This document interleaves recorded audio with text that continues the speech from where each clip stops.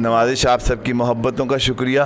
ہم محفل مسالمہ کا باقاعدہ آغاز کرنے سے پہلے پروفیسر ڈاکٹر عزیز احمد ہاشمی صاحب سے درخواست گزار ہیں کہ وہ ابتدائیہ گفتگو جو ہے وہ فرمائیں. علی رسول الکریم اما بعد اعوذ باللہ من الشیطان الرجیم بسم اللہ الرحمن الرحیم رب اشرح لی صدری ویسر لی امری واحلل عقدۃ من لسانی یفقہوا قولی. صدق اللہ العظیم. غریب و سادہ و رنگین ہے داستان حرم، نہایت اس کی حسین ددہ ہے اسماعیل. ذرا زمانے کو بیدار تو ہونے دو، ہو لینے دو. ہر قوم پکارے گی ہمارے ہیں حسین، جو عشق کا صاحب کا ہے. آج کی یہ محفل حضرت امام عالی مقام اور دیگر اہل بیت کی شہادت کے سلسلے میں منعقد کی گئی ہے.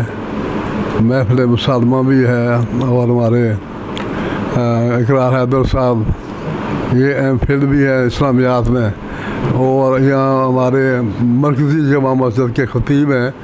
اور جب سے میں نے گھر بنایا ہے 2005 سے، اس وقت سے ہر تقریب میں ہر موقع پر یہ تشریف لاتے ہیں، بھائیوں کی طرح ہیں. اللہ تعالیٰ ان کو سلامت رکھے.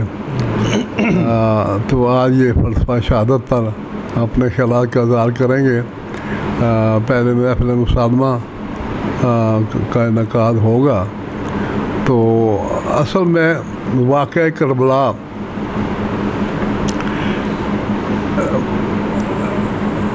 اس دنیا میں واحد یہ واقعہ ہے جو رونما ہوا، اور اس کو ہر لحاظ سے ہر طبقہ اپنے اپنے انداز میں اس کا سوگ بھی مناتا ہے اور اس کی غم میں بھی شریک ہوتے ہیں. لیکن اس کا دوسرا پہلو بھی ایک ہے. یہ تو اپنی جگہ یہ تو ضروری ہے، یہ تو ہر گھر میں.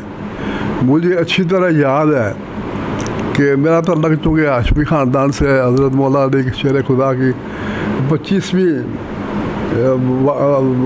واسطوں سے ہمارا خاندان میں ہوتا ہے حضرت مولا علی شیر خدا کے ساتھ. یہ میری کتاب شاداب یہ متاع عزیز جو ہے، اس میں وہ نسب نامہ پورا لکھا ہوا ہے.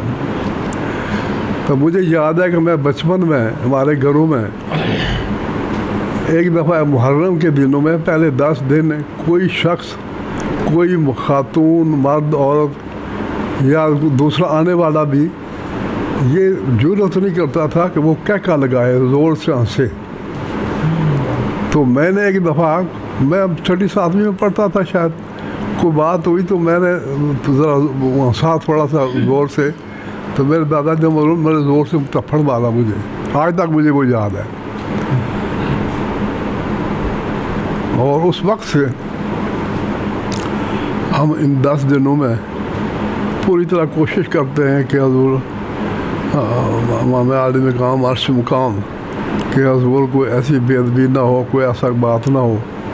اسی مقصد کے لیے میں نے یہ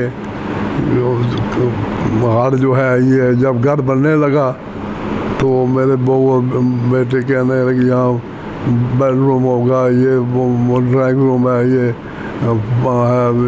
ڈائننگ روم ہے، یہ سارا ہے. تو میں نے کہا اب یہ مجھ پر چھوڑ دیں کہ اس کا بیسمنٹ جو ہے وہ صرف ذکر الہی کے لیے ہوگا. دارالمعارف ہے، یہاں ذکر الہی ہے، مراقبہ ہے، نعت کا مشاعرہ بھی ہے، مسالمہ بھی ہے.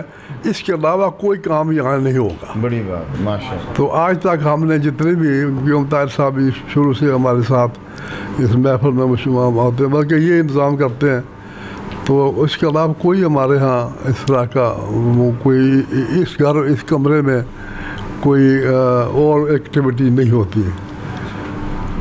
تو مجھے بار بار اشعار یاد آ رہے ہیں کربلا کے حوالے سے. لیکن یہ میں سمجھتا ہوں کہ کربلا کا واقعہ تو اپنی جگہ، جس نے اسلام کو زندہ ہمارے قلوب و اذہان کو اب تک روشن رکھا ہے اس واقعے نے. اور میں سمجھتا ہوں کہ یہ جتنے بھی اس کا ذکر کیا جائے وہ کم ہے، لیکن اس کا دوسرا پہلو جو ہے وہ بڑا تابناک ہے.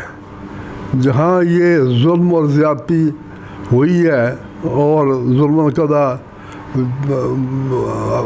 عبید اللہ بن زیاد اور یزید کے دربار میں جو کچھ ہوا اور اس کے بعد جو کچھ ہوا وہ سارے قابل مذمت بھی ہیں، اور اس پر جتنا بھی غصہ غم کیا جائے کم ہے.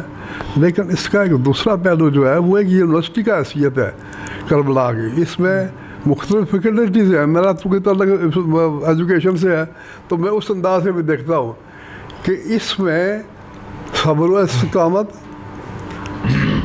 شجاعت و بہادری، دین پر کٹ مرنے کی تربیت، اور اس کے علاوہ بہت ساری ایسی باتیں ہیں جو ہم اس کو علیحدہ ہے. میں یہ سوچ رہا ہوں کہ اس رحمت اللہ العالمین حال میں ہر مہینے 2 مہینے کے بعد کسی ایک موضوع پر باقاعدہ مذاکرہ کرایا جائے، تقاریر نہ ہو، مشاعرہ نہ ہو، صرف وہ اس کا ذکر کیا جائے، اس کو اجاگر کیا جائے تاکہ نئی نسل جو ہے اس کو معلوم ہو کہ ہم صرف محرم کے دنوں میں ہم سوگ منا لیتے ہیں، ماتم کر لیتے ہیں، جس انداز میں بھی اپنا انداز ہے وہ سب ٹھیک ہیں، لیکن یہ ہے کہ نوجوان نسل کے لیے اس کا پیغام جو ہے ڈاکٹر صاحب وہ ضروری ہے کہ وہ کس طرح ہم پہنچائیں کہ اسلام جو زندہ ہے، جو آج تک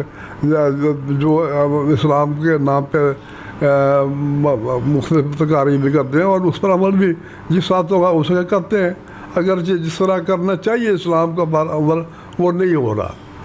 وہ آپ دیکھیں اسرائیل کا واقعہ جو اسرائیل میں کس طرح، اور میں اس محفل کے حوالے سے ایران کا بھی میں حوالہ دوں گا کہ انہوں نے ڈٹ کر مقابلہ کیا ہے. اس دور میں بھی امریکہ اور اسرائیل کا آج تک چٹان کی طرح کھڑے رہے ہیں. حضرت امام علی رضا رضی اللہ تعالیٰ عنہ کے مزار کے قریب تک کوئی میزائل نہیں آنے دیا جو باب الحوائج بھی ہیں. اور اس طرح مشہد شریف میں اور باقی ایران کی یہ جو قربانی ہے، یہ جو بہادری ہے، یہ باقی سارے اسلامی ممالک چپ ہے، لیکن وہ ہمارا تو چپ کیا، انہوں نے تو کہا ہے کہ اس کو نوبیل پرائز بھی دیں اس کو، امریکہ کو، جو ہے بدبخت جو ہے وہ. اچھا تو بہرحال وہ میری سیاسی بات ہے، چھوڑیں اس کو. اصل بات یہ ہے کہ ہم نے امام عالی مقام اشرف مقام کے تعلیمات پر ان کی قربانی کو سمجھ کر نئی نسل تک پہنچانا ہے. تو اور آخر میں جو جرت کا اظہار، اس میں خطابت بھی ہے، تربیت خطابت کی بھی ہے، جو حضرت زینب السلام اللہ علیہ کا خطبہ ہے عبید اللہ بن زیاد کی عدالت میں، اور جب وہ اس بدبخت نے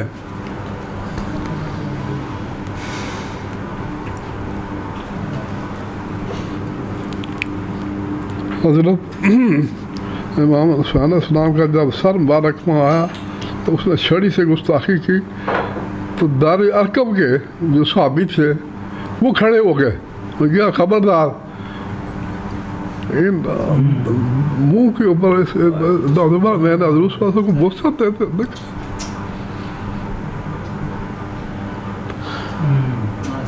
پھر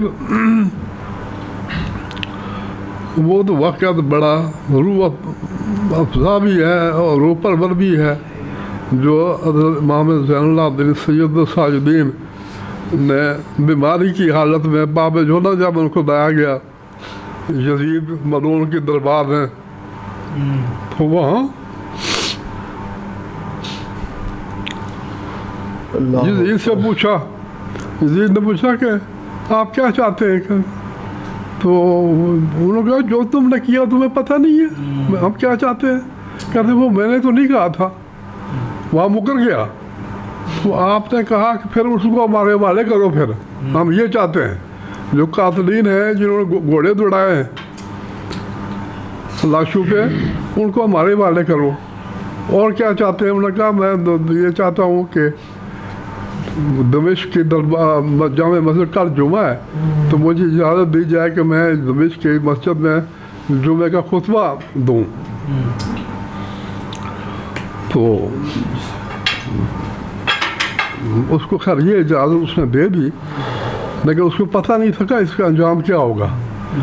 जब आप तशरीफ़ ले के आप मेंबर पर तो खुतबा शुरू किया, तो उससे पहले खुतबा शुरू करने से पहले अज़ान इक़ामत हुई। तो जब मुअज़्ज़िन ने कहा कि अशहदु अन्ना मुहम्मदुर रसूलुल्लाह, तो हज़रत ज़ैनुल आबिदीन खान ने कहा कि रुक जाओ ज़रा। वो रुक गया और उन्होंने कहा कि यजीद बताओ ये तुम्हारे नाना का नाम दे रही है, मेरे नाना का नाम है। तो वो इतना बिफर गया सारा वो जो मजमा था, और वो खड़े हो गए सारे। तो जब उन्होंने इसने देखा कि अब ये तो काबू में नहीं रहेंगे, तो वो भाग गया, नमाज भी नहीं पढ़ी और वहाँ से दफा चला गया, वहाँ से गायब हो गया। तो ये सारा फिर वहाँ से मदीना तक जो तकालीफ उठाई अहले बैत की ख़ातीन ने, जो भी बच्चे थे, वो भी एक तारीख़ का हिस्सा है।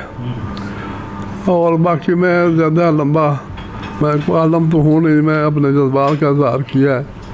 अब आप चाहें तो मैं अपने मुसलमान शुरू करें, चाहें तो मौलाना साहब की जो फुर्सत शहादत पर